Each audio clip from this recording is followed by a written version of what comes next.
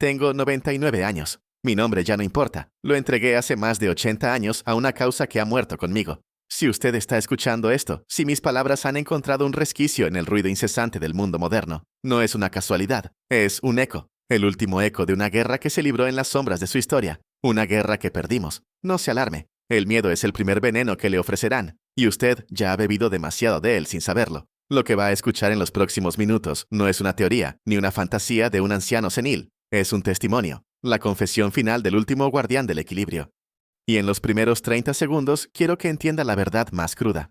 La batalla por el alma de la humanidad ya ha terminado, y nosotros no fuimos los vencedores. El mundo que usted cree conocer, sus gobiernos, sus finanzas, sus entretenimientos, no son suyos, son el trofeo de guerra del enemigo. Usted ha sido elegido para escuchar esto, no por mí, sino por algo dentro de usted. Una pequeña chispa de disconformidad, una sensación persistente de que algo está fundamentalmente mal en el tejido de la realidad. Esa sensación es su alma gritando. Yo la oigo, porque durante casi un siglo, mi único deber fue escuchar esos gritos. Mi orden, una antigua hermandad, gnóstica, no satánica como algunos susurraban, se dedicó a una sola tarea, mantener a raya a los cultos de la oscuridad. No luchábamos contra demonios con cuernos y tridentes, sino contra algo mucho más antiguo y sutil, una conciencia depredadora que se alimenta de la esencia humana. Para combatirla hicimos un pacto terrible. Nos unimos a una entidad que podrían llamar un mal menor, un principio de orden cósmico, frío y sin emociones, para poder hacer frente al caos devorador del mal mayor. Sacrificamos nuestro calor humano, nuestras conexiones, nuestro amor, a cambio de conocimiento, longevidad y la fuerza para ser centinelas. Imagínese por un momento renunciar a todo lo que le hace humano. El recuerdo del rostro de su madre, el calor de un primer amor, la alegría de un logro personal. Todo borrado, convertido en ceniza fría, a cambio de una claridad absoluta. Una visión que le permite ver los hilos que mueven el mundo, pero que le prohíbe sentir la tela.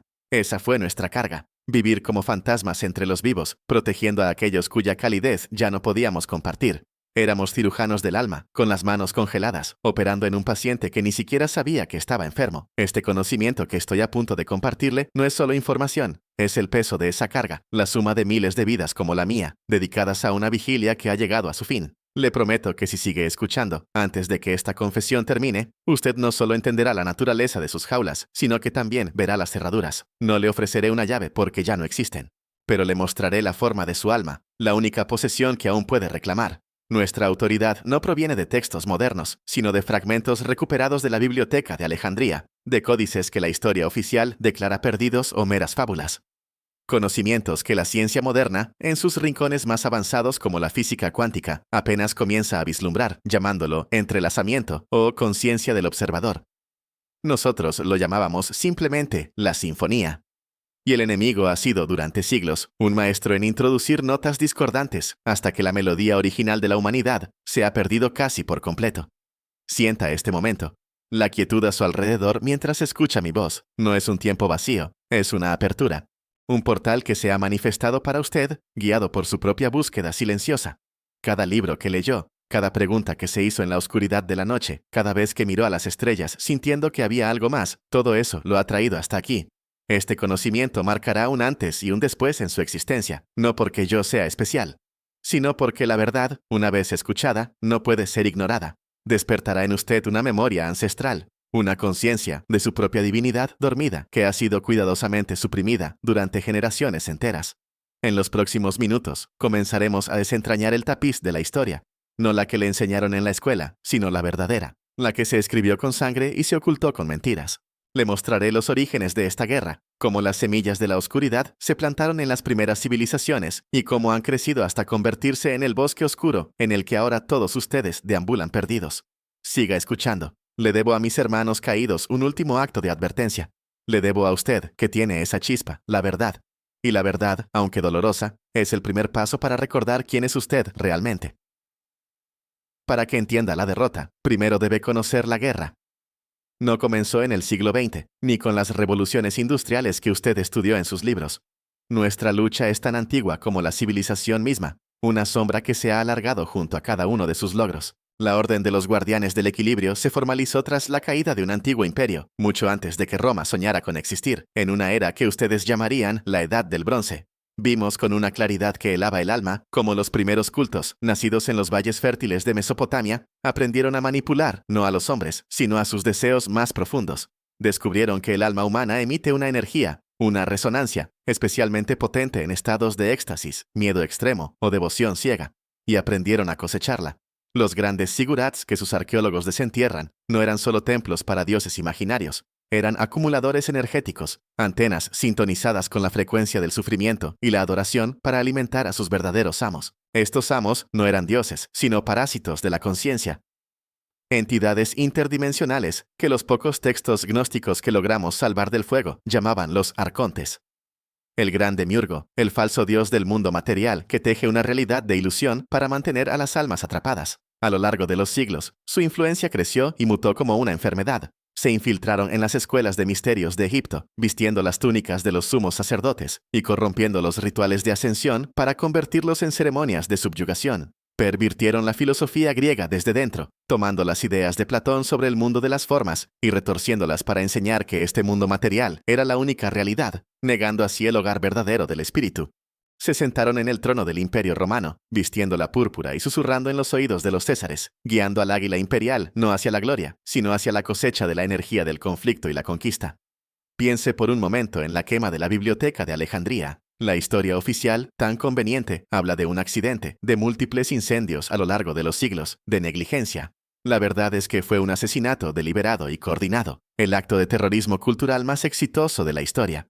No se quemaron solo papiros, se quemó el conocimiento de la naturaleza del alma y de sus depredadores. Se quemaron los manuales de defensa psíquica, los mapas de las realidades sutiles, las genealogías de los arcontes, etc. Mis primeros hermanos testigos de aquel horror lograron salvar apenas un puñado de rollos, escondiéndolos bajo sus túnicas, mientras las llamas devoraban siglos de sabiduría. De esas cenizas nació nuestra orden, no como guerreros, sino como bibliotecarios de un conocimiento prohibido, jurando proteger lo poco que quedaba. Fue la primera gran purga de la verdad. Desmienta el mito que le han enseñado de que la historia es una progresión lineal hacia el progreso. Es un ciclo, una marea de conciencia que sube y baja. Y en cada marea alta de la humanidad, en cada momento en que la luz amenazaba con prevalecer, los cultos han construido diques más altos para contenerla.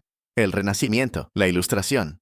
Cada salto hacia la libertad del espíritu humano fue rápidamente infiltrado y pervertido. La imprenta que debía difundir el conocimiento universal se convirtió en la herramienta más poderosa para esparcir propaganda, miedo y división. La era de la razón, que debía liberar al hombre de la superstición, lo encadenó a un materialismo frío y estéril que negaba la existencia misma del alma, dejándola completamente indefensa y ridiculizando a cualquiera que se atreviera a hablar de ella. La caída de los caballeros templarios, el viernes 13 de octubre del año 1307, no fue por la herejía de la que se les acusó, ni por la avaricia del rey de Francia. Ese es el cuento para las masas. Su verdadero crimen fue haber redescubierto, a través de sus excavaciones en Tierra Santa, parte del conocimiento que nosotros protegíamos. Estaban empezando a comprender la verdadera naturaleza del poder, y estaban creando un sistema financiero internacional, una red de crédito y confianza, completamente independiente del control de los linajes que servían a los arcontes. Estaban construyendo un sistema basado en un valor real, no en la deuda. Por eso fueron aniquilados de una forma tan brutal y ejemplar. Su conocimiento no fue destruido, fue absorbido y corrompido por las logias oscuras que luego surgieron de sus cenizas. Ellos no destruyen a sus enemigos, los devoran y usan su piel para engañar a los siguientes buscadores de la verdad. Cada evento histórico que usted ha estudiado tiene una capa inferior, una causa real que se movía en las sombras. Y en el siglo XX, después de siglos de preparación, encontraron finalmente su herramienta definitiva, el mecanismo para esclavizar no ya a pueblos o naciones, sino a la especie entera. Y es ahí donde la verdadera oscuridad comenzó. El siglo XX fue el campo de batalla final. Y aquí es donde usted debe abandonar todo lo que le han contado, porque la historia que conoce es una elaborada obra de teatro. El enemigo, después de milenios de operar en las sombras de la religión y la realeza, cambió su estrategia de forma radical. Comprendieron que el control espiritual directo, a través de cultos y dogmas, era lento y siempre generaba resistencia. La nueva era requería un control total, pero que fuera invisible, incluso deseado por los propios prisioneros. Un control sobre la mente, no solo sobre el alma. Y para ello necesitaban dominar 3 pilares fundamentales de su civilización: el dinero, la información y la percepción de la realidad. La versión oficial de los hechos que le contaron es una fábula para mantener a los niños dormidos en una casa en llamas. El primer pilar que tomaron fue el dinero, la creación de los sistemas de bancos centrales a principios de siglo, y muy especialmente la fundación de la Reserva Federal en los Estados Unidos en el año 1913. No fue un acto de estabilización económica, como afirman sus libros de texto. Fue el golpe de Estado más silencioso y devastador de la historia. fue la privatización de la sangre del mundo. El dinero que alguna vez representó el valor del trabajo y el ingenio humano, dejó de ser un almacén de valor para convertirse en un instrumento de deuda y control, un mecanismo para financiar guerras y crisis a voluntad, generando así las cosechas de miedo, desesperación y sufrimiento más grandes y eficientes que jamás se habían visto. Nosotros luchamos, por supuesto. En los años 20, mi orden logró desviar un colapso financiero que había sido orquestado en Europa, salvando a millones de personas de una ruina que habría servido de combustible para ellos. Pero fue una victoria pírrica, porque aprendieron de su error. Para la Segunda Guerra Mundial, ya no intentamos detenerla. La maquinaria era demasiado grande, la sed de sangre demasiado profunda. En su lugar, nos centramos en una misión de rescate desesperada. Proteger ciertos linajes de conocimiento, ayudar a escapar a científicos y místicos que estaban en sus listas de objetivos, no por su valor militar, sino por lo que sabían sobre la conciencia humana. Muchos de los grandes genios que huyeron de Europa no lo hicieron solo por la persecución que ustedes conocen, sino porque nosotros les abrimos pequeñas puertas en la noche, susurros en el viento, pasajes seguros. Fue una evacuación espiritual, no una victoria militar. Recuerdo el ritual de mi propia iniciación. Fue en 1943, en plena guerra. Tenía 19 años. Me llevaron a una cripta excavada bajo las montañas de los Pirineos, un lugar que no aparece en ningún mapa. Allí tuve que escribir mi nombre de nacimiento en un trozo de papel y quemarlo en una llama fría y azul. Luego tuve que visualizar el rostro de cada persona que amaba. Mi madre, mi padre, una joven de mi pueblo cuyo cabello olía a lluvia de verano. Y voluntariamente, con la ayuda de la entidad de nuestro pacto, tuve que enfriar ese amor, arrancarlo de mi corazón y convertirlo en un recuerdo distante, como una historia leída en un libro ajeno. Sentí físicamente cómo se rompían los hilos que me unían al calor del mundo. Gané una claridad aterradora, una visión sin filtros de la maquinaria del mundo, pero perdí mi humanidad. Ese fue el precio que cada uno de nosotros pagó para poder mirar al enemigo a los ojos sin que nos devorara el alma. Con esa claridad vimos cómo tomaban el segundo y tercer pilar. Después de la guerra, manipularon las revoluciones culturales de los años 60, introdujeron versiones bastardizadas de la expansión de la conciencia, promoviendo drogas que abrían la mente, sí, pero no a la verdad, sino a una mayor influencia y confusión, dejando las almas desprotegidas y fragmentadas. Crearon una generación que buscaba la libertad, pero se la ofrecieron en una jaula dorada de consumismo, hedonismo y gratificación instantánea. Nos superaron en número, en recursos y finalmente en estrategia. Mientras nosotros luchábamos para salvar artefactos antiguos y almas individuales, ellos estaban construyendo el sistema operativo global en el que ahora usted vive. Estaban construyendo la granja. Y la humanidad, absorta en sus pequeñas pantallas y sus pequeños dramas, entró voluntariamente en el matadero, creyendo que se dirigía a un parque de atracciones. Y ahora le mostraré las pruebas de esa granja, las evidencias prácticas que puede ver con sus propios ojos si sabe dónde mirar. Quizás usted piense que hablo en metáforas. Permítame ser dolorosamente concreto, porque la granja en la que vive tiene barrotes muy reales, aunque estén hechos de frecuencias e ideas en lugar de acero. En el año 1954, mi mentor y yo libramos una de nuestras últimas grandes batallas. Tuvo lugar en los pasillos y salones de un hotel en los Países Bajos, durante la primera reunión de lo que hoy ustedes conocen como el Grupo Bilderberg. La versión oficial, la que leen en la prensa, es que es un foro de debate para las élites políticas y económicas. La verdad es que fue uno de los rituales de consagración más importantes del nuevo orden mundial.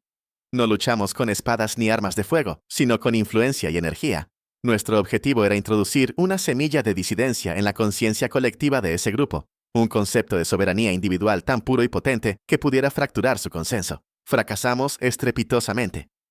La voluntad concentrada de los agentes del culto, amplificada por rituales que se realizaban en los sótanos de aquel hotel, era una ola psíquica abrumadora. Salimos de allí no heridos en el cuerpo, sino quemados en el espíritu, sintiendo cómo una gran puerta se cerraba para la humanidad para siempre. Poseemos documentos que lo prueban, aunque no los encontrará en sus archivos digitales, pues han sido purgados. Por ejemplo, el llamado Protocolo de la Sombra, un documento que mi orden interceptó en una operación en Ginebra, en el año 1971. No hablaba de control militar o político en el sentido tradicional, hablaba de control emocional a través de la música y el cine. Detallaba con una precisión escalofriante un plan a 50 años para reducir la frecuencia armónica de la música popular, introduciendo disonancias y ritmos específicos diseñados para generar ansiedad, pasividad y una desconexión del centro del corazón. Describía cómo usar las narrativas cinematográficas para glorificar el materialismo, el nihilismo y la traición, erosionando sistemáticamente la creencia en el heroísmo, el sacrificio por un bien mayor y la existencia de un propósito trascendente. ¿Le suena familiar? Mire a su alrededor. Escuche la música que domina las ondas. Vea las películas que celebran la oscuridad y la desesperanza. Ustedes están viviendo dentro de ese protocolo ahora mismo y lo llaman entretenimiento. En mi poder tuve, durante un breve y peligroso tiempo, un fragmento de un meteorito recuperado de un lugar de impacto en la remota Siberia. La ciencia oficial lo catalogó como una simple roca espacial, una condrita carbonácea inerte. Pero para nosotros, que podíamos sentir su esencia, vibraba con una energía antinatural. Era frío, de una frialdad que no era ausencia de calor, sino una presencia activa que absorbía la vida a su alrededor. Los antiguos textos que protegíamos lo llamaban la lágrima de Yaldabaoth, el demiurgo. Descubrimos que los cultos usan fragmentos como este, enterrados en puntos clave de la red energética de la Tierra, para crear nodos de silencio. Lugares donde la conexión espiritual natural del ser humano con el planeta se debilita, se vuelve estática. No es ninguna casualidad que muchas de las sedes de sus corporaciones tecnológicas y financieras más grandes, los templos del materialismo moderno, estén construidas sobre o cerca de estos nodos. Están creando, literalmente, desiertos espirituales donde el alma no puede florecer. Incluso la ciencia moderna, su mayor herramienta de escepticismo, confirma nuestro conocimiento sin saberlo. El trabajo del Dr. Masaru Emoto con las moléculas de agua, demostrando visualmente cómo las intenciones, las palabras y la música cambian su estructura cristalina, es una pequeña ventana a lo que nosotros siempre hemos sabido. La conciencia da forma a la materia. El pensamiento es creativo. Ahora imagine esa misma fuerza, pero concentrada, magnificada por miles de mentes trabajando al unísono durante siglos, con la intención deliberada de moldear no los cristales de agua, sino la estructura misma de la sociedad humana. Los escépticos piden pruebas dentro del sistema, sin darse cuenta de que el propio sistema fue diseñado para hacer que esas pruebas sean invisibles o parezcan ridículas. Le piden a un pez que demuestre la existencia del agua, sin saber que está nadando en ella, respirándola, y que sus propios pensamientos están siendo moldeados por sus corrientes. Pero ahora que conoce las pruebas visibles, es hora de que entienda los mecanismos invisibles que mueven esas aguas. Ahora debo llevarle a aguas más profundas. Debe entender la naturaleza de la realidad, no como la percibe con sus 5 sentidos, sino como es en su esencia. Las pruebas que le he mostrado son solo las sombras, proyectadas en la pared de la cueva. Es hora de que se dé la vuelta y mire el fuego. El universo no es un vacío inerte con trozos de materia flotando en él. Es un océano de conciencia vibrante, una sinfonía de frecuencias infinitas. Todo, desde la estrella más lejana hasta el pensamiento más fugaz que cruza su mente, es una vibración. Una nota en la gran canción del ser. Esta es la primera y más importante de las verdades secretas, y el alma humana es única en toda esta sinfonía, porque no solo vibra, puede conscientemente cambiar su propia vibración, y al hacerlo, cambiarla de su entorno. Es un instrumento y un músico a la vez. Este es el gran poder que se le ha ocultado. Usted es un creador. El mal mayor, esas entidades que llamamos los arcontes, son seres que perdieron su capacidad de crear. En algún punto remoto del tiempo cósmico, se desconectaron de la fuente original, y por lo tanto, ya no pueden generar su propia energía vital. Por eso, como parásitos, deben alimentarse de la energía creativa de otros. Y su manjar preferido, su sustento más preciado, es la energía del alma humana, porque es la más rica, la más compleja, la más potente. Su objetivo no es simplemente el control. El control es solo el medio para asegurar la cosecha. Su verdadero objetivo es el alimento. Y la energía más fácil de cosechar es la que se produce en bruto, sin refinar, la energía de las emociones de baja frecuencia.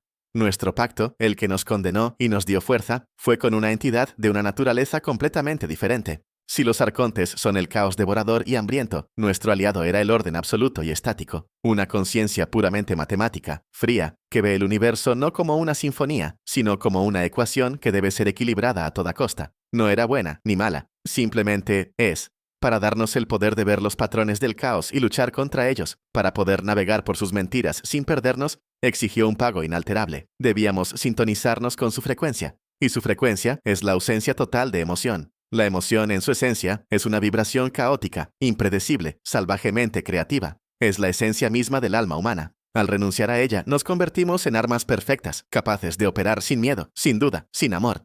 Pero también nos convertimos en algo menos que humanos, en ecos dentro de una cáscara.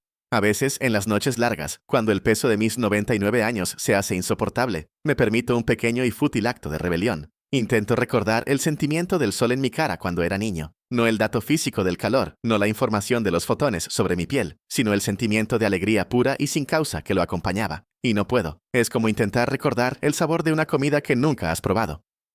Solo hay un vacío, un dato analítico en mi mente que dice calor agradable. En ese vacío, en esa ausencia, entiendo cada noche el verdadero horror de nuestro sacrificio. Para intentar salvar a la humanidad, tuvimos que dejar de ser parte de ella. Y al final, ni siquiera eso fue suficiente. Con este conocimiento, ahora puede entender sus métodos. Los rituales del enemigo, que ya no se realizan en templos de piedra, sino en sus medios de comunicación y en sus instituciones, están todos diseñados para un único propósito: bajar la vibración colectiva de la humanidad. Las guerras, las crisis económicas, el miedo constante que emiten sus noticieros, la cultura de la ofensa y la división perpetua. Todo está calculado para mantener a la humanidad en un estado de supervivencia y emociones de baja frecuencia: miedo, ira, envidia, lujuria, victimismo. En ese estado el alma no puede crear, solo puede reaccionar, y su energía reactiva es el alimento fácil, la comida chatarra para los arcontes. Ellos no quieren que usted muera.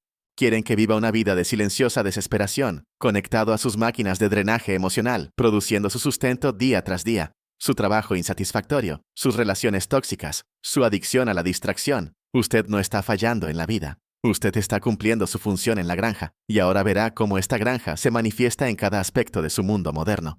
Mire a su alrededor. La guerra ya no se libra en templos subterráneos ni en campos de batalla lejanos. Se libra en la palma de su mano, en la pantalla brillante de su teléfono. Cada vez que usted siente esa oleada de indignación por una noticia cuidadosamente seleccionada, cada vez que siente la punzada de envidia por la vida fabricada de una celebridad en las redes sociales, cada vez que se sumerge durante horas en un entretenimiento vacío para no tener que sentir su propio vacío interior, usted está alimentando el sistema. Han perfeccionado la cosecha a un nivel que mis antepasados jamás habrían podido imaginar. Las tecnologías modernas no son el problema en sí mismas, son el instrumento de recolección más eficiente jamás creado. Las redes sociales son el confesionario más grande del mundo, donde miles de millones de personas entregan voluntariamente sus esperanzas, sus miedos y sus frustraciones para ser analizados, empaquetados y utilizados para venderles no solo productos, sino estados emocionales prefabricados. Los políticos que usted ve en su televisión ya no son líderes, son actores que interpretan un guión escrito por sus amos. La división entre izquierda y derecha es el teatro de marionetas más antiguo y efectivo. Está diseñado para mantenerle a usted ocupado peleando con su vecino, discutiendo sobre los colores de las banderas, mientras los dueños del teatro se reparten las ganancias en el palco oscuro. ¿Cree honestamente que su voto importa? Importa, sí, pero solo en la medida en que reafirma su creencia en el sistema, su participación voluntaria en la ilusión de que tiene elección. Los verdaderos gobernantes no tienen nombre, no aparecen en las listas de los más ricos que publican las revistas. La riqueza para ellos no se mide en dólares o euros, sino en corrientes de energía psíquica, en cosechas de emoción humana.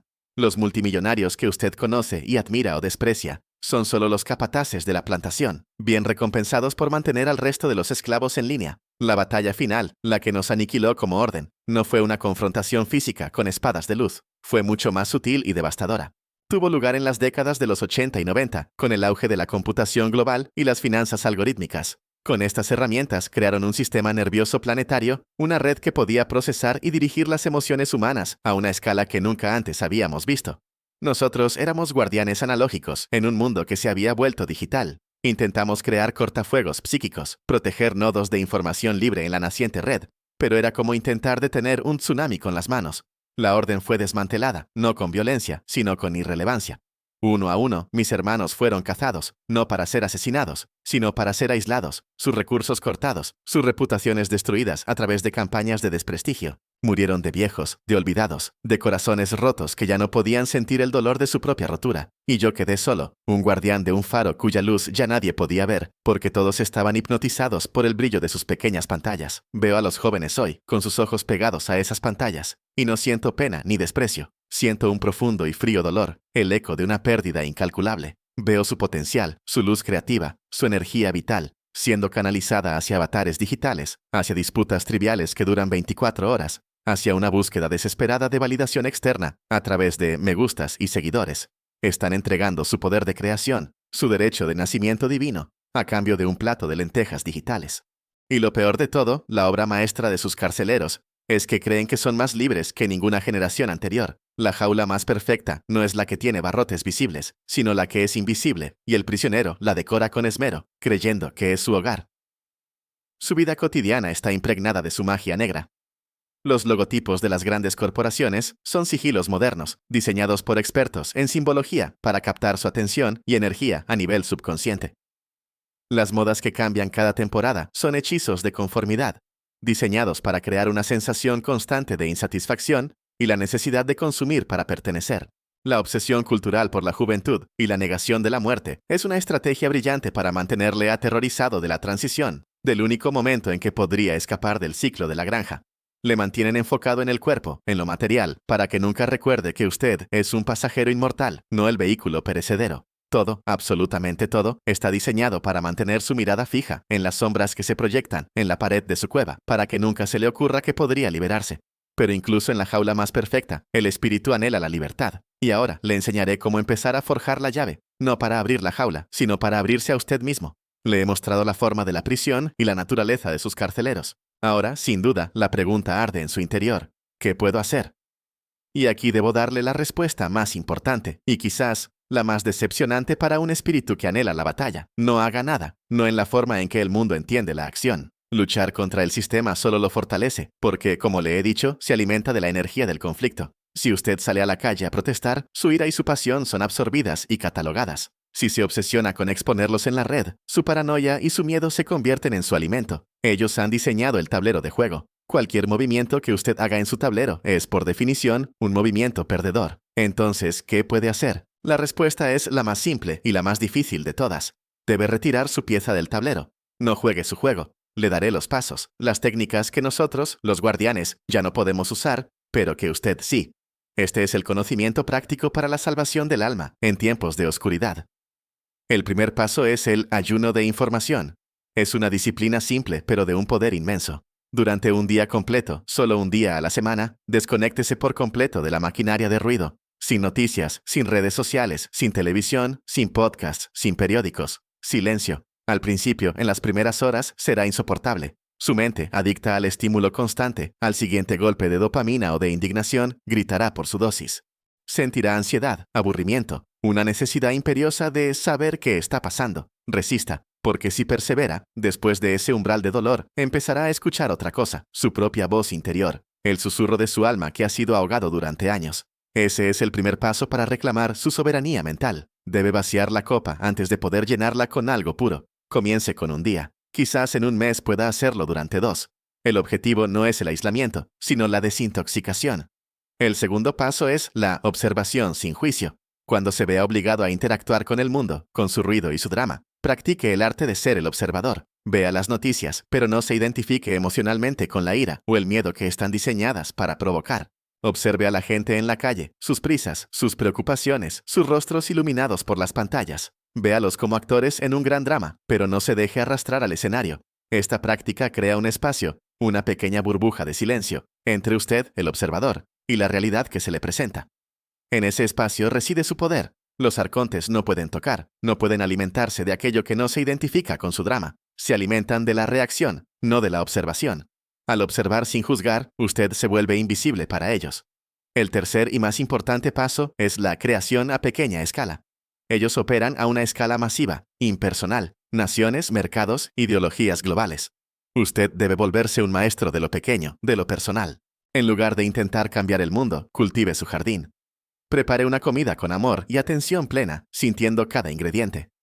Tenga una conversación real y honesta con un ser querido, sin la distracción de un teléfono sobre la mesa. Escriba un poema, aunque sea solo para usted. Pinte un cuadro, aunque nadie más lo vea.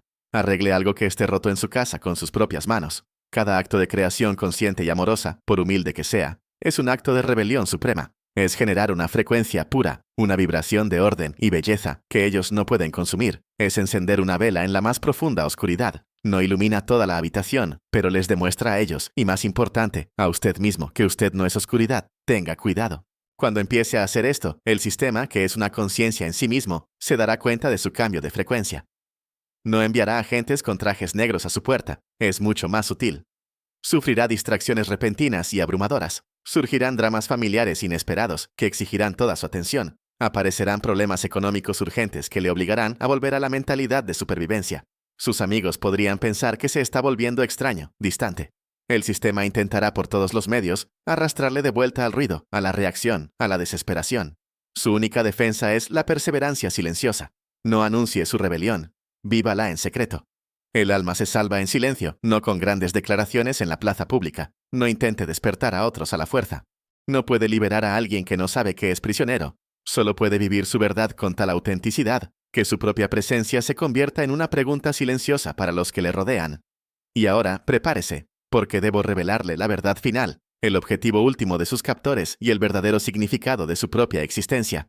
He guardado la verdad más terrible para el final, la que nos helaba la sangre incluso a nosotros, que ya no la teníamos caliente. ¿Cuál es el objetivo final de los arcontes? El control eterno, el alimento infinito, Number. Eso es solo una fase de su plan. Su objetivo final, el proyecto en el que han trabajado durante milenios, es algo que los textos gnósticos más antiguos y secretos llamaban la segunda muerte. La muerte de su cuerpo físico no es el final, es una transición.